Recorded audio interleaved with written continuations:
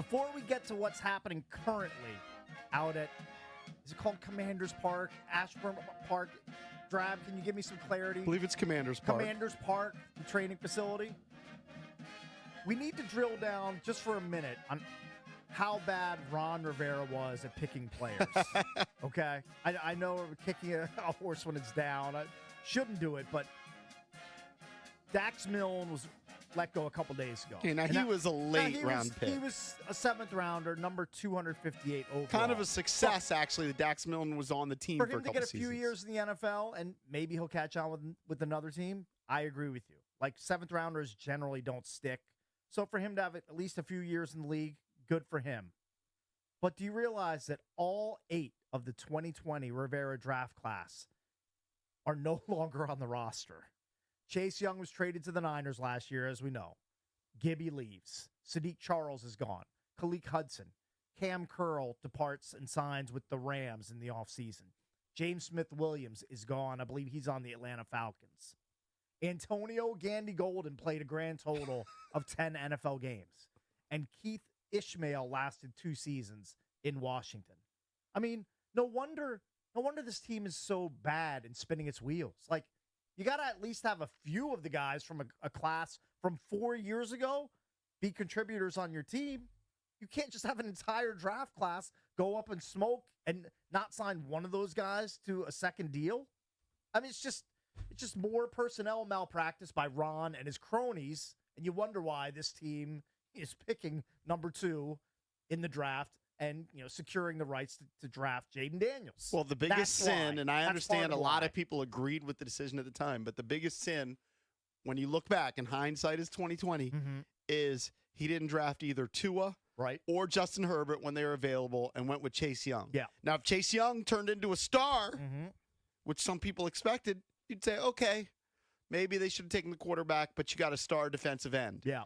Instead, Chase Young, after his rookie season, has been a complete bust, was for Washington. We'll see what he does this season.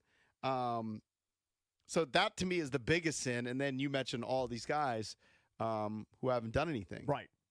So just need to point that out. If you're wondering why the Commanders are, in such bad shape personnel-wise as Adam Peters took over the roster, that's a huge reason why. That their 2020 class has no remaining members still on the roster. Never forget how bad of a coach was.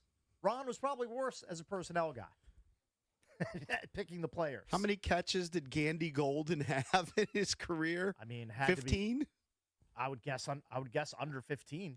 It's probably way under 15. What a blast from the past name that is. Yeah, right? Hey, but he can solve a Rubik's Cube. Right.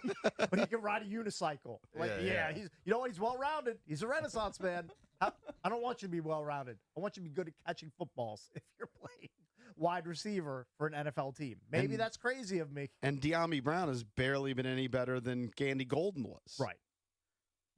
All right, so let's get to what's actually... Now, Gandy Golden, again, now you should make it when you're a 4th-round pick. Right, that's a relatively high pick. You know what? De'Ami Brown looks like Randy Moss compared to AGG. Do we have his career numbers? I mean, did Gandy Golden get into a regular season game? He definitely played in at least one regular season game. Because I remember him I remember one catch during his NFL career. That's how many he has. He has one. Wow. So I remember the one catch. Yeah, I was going to say, put some respect on De'Ami Brown's name. Wow. Yeah, he does look like I just assumed Moss. he had more. No. I just clicked on stats. Yeah. It says 6 games played, targeted 7 times, 1 reception for 3 yards. Silly. Can you imagine that? Look, it's an accomplishment to make it in the NFL, to get drafted, to be on a team for however many seasons. But, man, you're going to be sitting on your porch with your grandkids one day and be like, yeah, I had 1 catch for 3 yards in my NFL career. And I forgot. It's kind of embarrassing. They tried to convert him to tight end. Yeah, well, and when that failed, they're like, see ya. Because they knew he couldn't play wide out. They knew they made a spectacular botch by picking him so high. All right, that's enough burying Ron. Let's get to the present day. So the national media is descending upon Commanders Park in Ashburn. Ian Rappaport and Mike Garofolo from NFL Network, they sat down with Dan Quinn yesterday to discuss Jaden Daniels' development in camp so far. A new attitude to go do it. I know you haven't named him this number 2 overall pick. We saw him out here behind us. He can throw it. What have you seen from him physically, and then what we don't see mentally, preparation-wise? Yeah, he's off to a remarkable start. He's got an ideal blend of confidence and humility. He's got the young player hunger, work ethic, humility to show, but also the confidence to go. He's not just throwing it well, he's playing the position well. In and out of a check, change of protection, good decisions, for the open pass versus the shot, or not just throwing, but playing the position. And so I had high expectations for him coming in. Adam and his staff and myself, we've done so much work on the quarterback, so we knew Jaden really well coming in here, and so he's exceeded those high expectations that we'd hoped we'd see. Ooh, setting the bar high. That is good to hear. Now, to follow up on that, Sam Fortier from the Washington Post, he was on a podcast with Kevin Sheehan's podcast within the last few days. He's at Sam4TR on Twitter. He's on this show this week. Yep, we just had him on recently, and he was talking about Jaden Daniels' connection with some of the receivers when Cliff Kingsbury was scheming up some vertical shots. And this is the first time the Commanders' draft night vision for Daniels burst into reality. Cliff Kingsbury schemed up vertical shots. Daniels hit several of them, including a pair to McLaurin. Quote, "I'm telling you, that S word is money," McLaurin screamed after hauling in a 40-yardish pass. Later on 4th and medium, Daniels rolled right away from pressure, found Dotson for a toe tap conversion. Defensive coordinator Joe Witt Jr. shook his head, grinned, and dapped up Daniels after the play. Dotson was so inspired by the offense that, among other ambitious claims, he called fellow wide receiver Terry McLaurin the, quote, "best go ball player in freaking NFL history." So people are gushing about Jaden Daniels. There's a lot of gushing happening out in Ashburn. So those are good developments. Now, again, it's against either, corners that are, in shells and not. Now, they have been in pads for some of the practices. And sometimes he's throwing the ball against air. He's just throwing the guys streaking down the sideline. But his deep ball is nice. It is a thing to behold. And I know the receivers have been raving about the accuracy, specifically, where he's putting the ball, giving them a chance to catch it, not the DBs a chance to knock it away. So I hope he has a optimism CJ is high. Stroud-like rookie season. I hope he does too. Everything you're hearing is great, but you tend to hear really good things. Right. Like if we went back a year ago, you heard some good things about Sam Howell. And during the middle of the season, Terry McLaurin said, that's our quarterback. Like he thought they had the quarterback of the future. Yep. So people that follow the Commanders on Twitter as their jobs, they were reacting to Commanders offensive tackle Brandon Coleman's outstanding practice yesterday. Coleman has worked with the first-team offensive line throughout training camp, either at left or right tackle.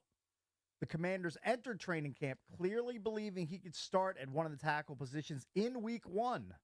That's huge. While Coleman has lost some reps in camp, he's also won his fair share against Washington's standout defensive line. And here are some of the tweets from people that work at this station and other media here in the D.C. area. This is from Linnell Willingham, who does shows sometimes here. The youngest in charge. Also on Team 980.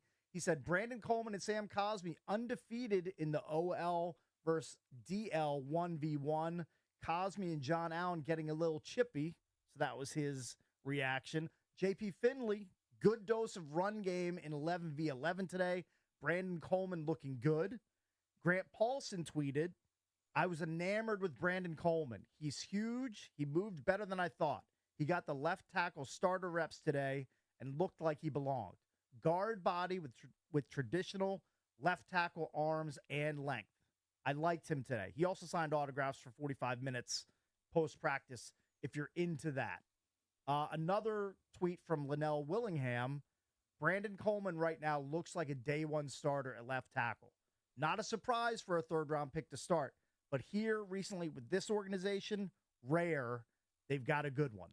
Yeah, I'm looking at an updated depth chart on ESPN.com for what it's worth. They've got Brandon Coleman starting left tackle. Yep. Trent Scott as the starting right tackle, which means Andrew Wiley wouldn't be starting, and Cornelius Lucas wouldn't be starting. Those are good depth guys, but you don't really want those guys starting. Yep. And Mitch Tischler, who loves him some offensive linemen, he tweeted yesterday, Brandon Coleman was the standout in these one-on-one drills. Showed good feet, strength, and ability to recover.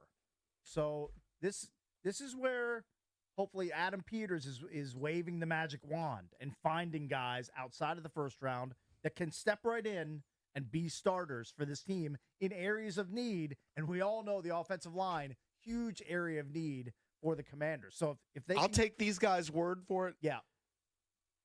My one cautionary note is, and it did sound like you said he faced John Allen, is that if they're facing the Commanders' defensive ends, they're not necessarily a bunch of Bruce Smiths and Reggie Whites. Right, that's okay. The defensive ends right now are Dante Fowler, Dorrance Armstrong. You've got Farrell, KJ Henry, who they drafted a couple years ago. It could be a tale of, the defensive ends blow. Right, that could be part of it. But I think I saw somewhere that a sports book recently posted the over-under for sacks for the team for the year, the total at 38.5, which is pretty close to the total they had last year when Sweat and Young were here. Slightly more than 2 a game. For part of the season. So I think they're But is that below average? Is that average or above average? I'd have to look at, I would guess what that teams did. It's probably I would guess that's middle of the pack. Probably middle of the pack. But I mean, look, nobody's expecting this team to have 60 sacks this upcoming season. Yeah, but you'd hope that somebody would emerge and be a double digits sacks guy. I doubt they're going to have that. Right. But look, Montez Sweat and Chase Young, they weren't exactly getting 15 per game when they were here in Washington. Right. 15 per season. Last story on Hit the Skins before we get to Ben Valin at 7:20. Former Cowboys wide receiver Dez Bryant weighed in on Twitter yesterday. He was responding to somebody asking about the Commanders' receiving core and whether they're going to try to get Brandon Ayuk via a trade. His response was, "Hear me out. The Commanders are set up for success. I even feel this way about them, honestly. I'm the biggest NFC East hater. Commanders have a solid team overall. I got Jaden Daniels winning Offensive Rookie of the Year." Man, all flowers for old Jaden Daniels. Dez Bryant high on the Commanders heading into their first preseason matchup with the Jets coming up next weekend. Hey, I will say I'm ending my quest. I'm really big on the Jaden Daniels net videos. Okay. Yes. I'm ending my quest because they had live footage of the practice yesterday when Rappaport and was sitting down with Quinn. And I saw Jaden miss the square. Oh, really? The first one. You saw the footage. I saw a lot of missed squares. saw a missed square so it's not video. perfect is what you're telling But they're us. usually close to the square. They always hit the net. Yeah. That's hard to get it right in the They square. always hit the net. It's hard to get it right in the square. I'd like to see some of the video of Carson Wentz trying to throw the ball and hit the net from and, back in the day. And also, that better be a big net. There was a Bigfoot sighting. Oh, there was? Yes. Okay. Remember how I always say the teams never post like the starting quarterback throwing an interception? I remember. The Ravens posted Lamar throwing an interception to Kyle Hamilton. Ooh, look at that. It was Bigfoot in the wild. Yeah, I think you see some online. Pretty crazy. There's one of these sites that I follow where they'll put like a deceptive caption. It'll say, Bo Nix with a dime in training camp. And then you look at the video and he's getting picked off. Right, you got rickrolled, JP. It I know, happens. but is it from the team itself? No, or no, not from so the team. that's the caveat. It's from like one of those like size ML football or something like No, that. no. The team has to show it, not a reporter, not a beat writer. Got it. So, Very good. Bigfoot, 2 Bigfoot sightings yesterday. Yeah, that's a lot. That's a lot in one day.